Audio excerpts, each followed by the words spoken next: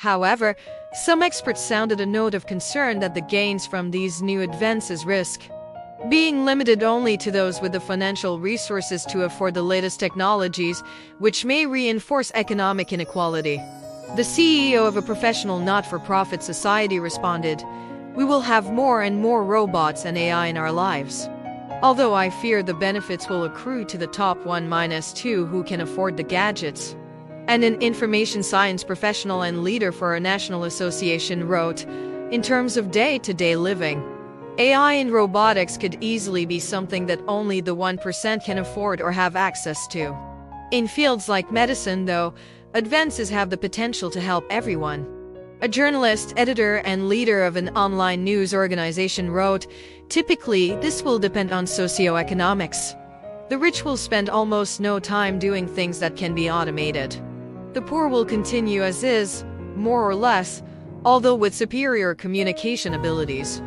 Bill Woodcock, executive director for the Packet Clearing House, responded, "The degree of integration of AI into daily life will depend very much, as it does now, on wealth.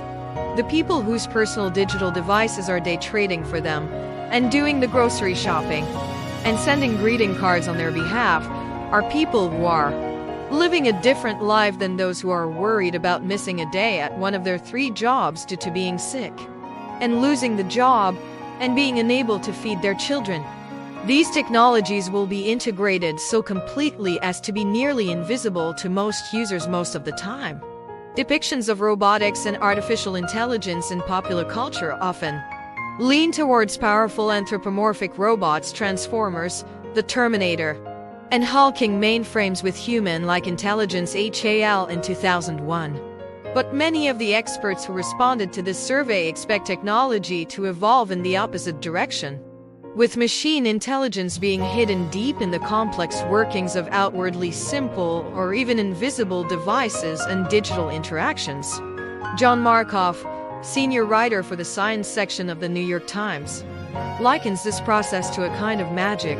Over the next decade, the ubiquitous computing era will come into full force. Computers will disappear and ordinary objects will become magic. Significantly, Steve Jobs was the first one to really understand this. But the pace is relentless.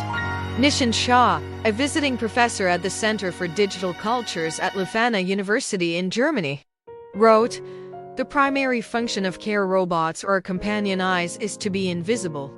They are already ubiquitous in the world that we live in, but largely they work under the surface and below the networks.